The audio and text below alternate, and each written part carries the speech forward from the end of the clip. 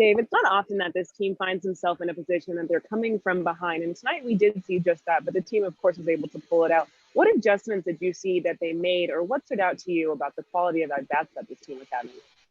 Yeah, I thought Gomber was good tonight. Good fastball, curveball. So he kept us off balance. He did a nice job. Obviously, Justin had a really nice night. But outside of that, really didn't do much with him through 6 innings.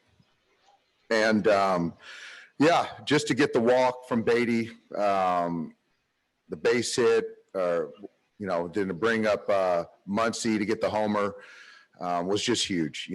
Max has got a lot of big hits throughout his career, and that was another big one. So, to stay away from leverage guys or some other guys in the pen and to use some other guys to keep them involved, and for those guys to pitch great was good to see. And also, to see David finish it out on Jackie Robinson Day, I think just capped a really good night off. And you kind of mentioned it there, but you had Gavin Lux coming in pinch run. We saw Mookie Betts come into the game late, as well as Corey Seager. What led to the decision to bring them in tonight? Yeah, right there.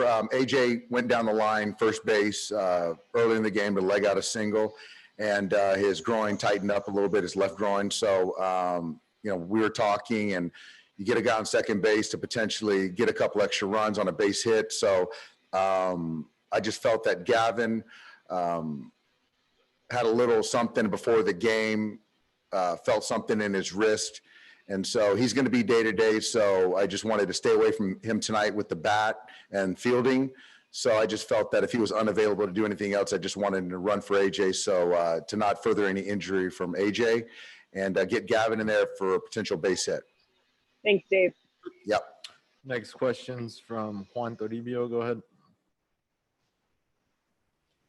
Hey, David, you think AJ is a day-to-day situation, or you're not sure yet? Yeah, it's day-to-day.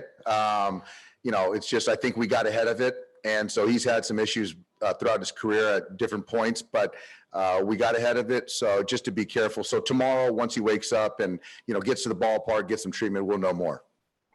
And with David Price, how much conversation have you had with him over the last 2 months about him potentially pitching a ninth inning, or was that just something that the game situation kind of dictated?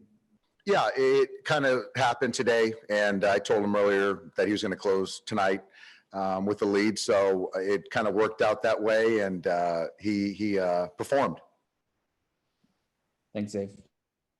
Next question is from Joe Painter Lopez. Go ahead.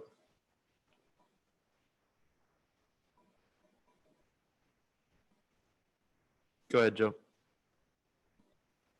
Oops, sorry, on mute.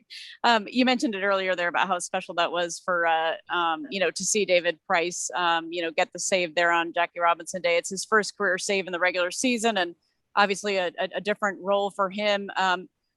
What do you think that means for the pen to see him coming in that role and get the save there? Obviously another weapon back there for you guys, and to do it on the day he did.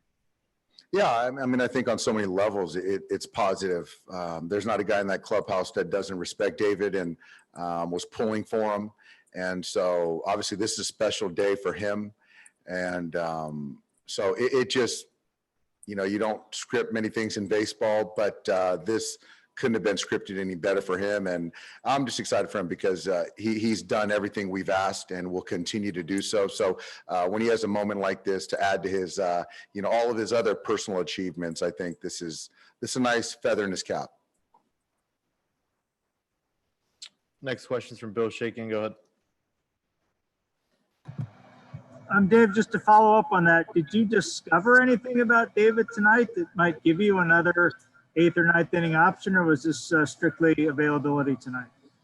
No, I just think he's another leverage reliever. So his last 2 outings have been really good, ball coming out good. And I think it's just one of those things that he's just getting a little bit more comfortable with his routine each day and when he's out there and what that looks like.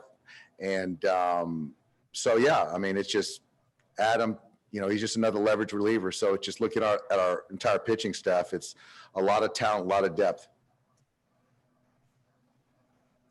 Next question's from Eric Steven. Go ahead. Dave, I was just wondering about the logistics. If Gratterall joins you guys in San Diego, is it similar to last year where they're not really flying commercially and he ends up driving to San Diego? How does that sort of work? Yeah, I think that from my understanding, he's going to drive.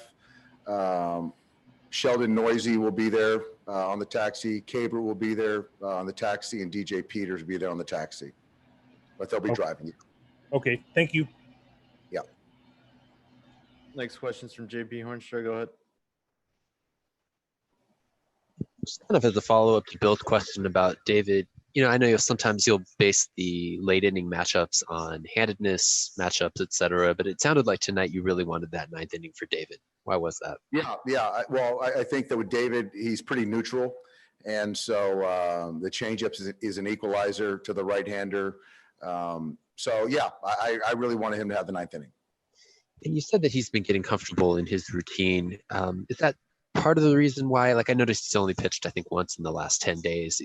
Are you trying to get him into? He's pitched twice. He's pitched twice, JP. And before that, we were trying to figure out length for him.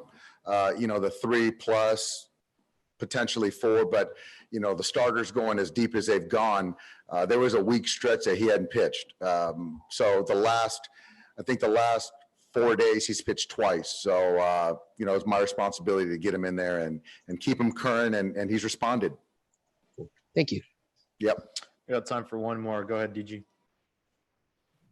Dave, I know momentum can be a strange and tenuous thing, but is this about as good a shape as you could expect to be going into a stretch of 7 and 10 against the Pods? Yeah, I think so. I think we've done what we can do up to this point, and I expect us to continue to play good baseball. To get out of the gates and stay away from some relievers, to make sure that they get their feet under them, some position players to, not tax them early on the season. I think we've done that. A lot of guys that don't play every day, they've gotten starts, they've gotten at bats, which will help us going forward. So yeah, I think, up to this point, I think we've done a really nice job. Also, your guys talk a lot about at-bat quality, whether Max said, whether it's 0-0 or 10-0, you try to keep the same approach, but is there something you notice about that approach when the team is down by a couple? You came back from 2 deficits tonight. Is there anything about that situation that? I just think that our guys do a very good job of, having like Max said, and JT I know says it a lot. It's just having good at bats regardless of the score, and we try to grind starters down and get to the pen and take good at bats and take walks when we need to, and that's a sign of a very good offense. And I always talk about having good players and smart players, and we have those. Thanks, Dave.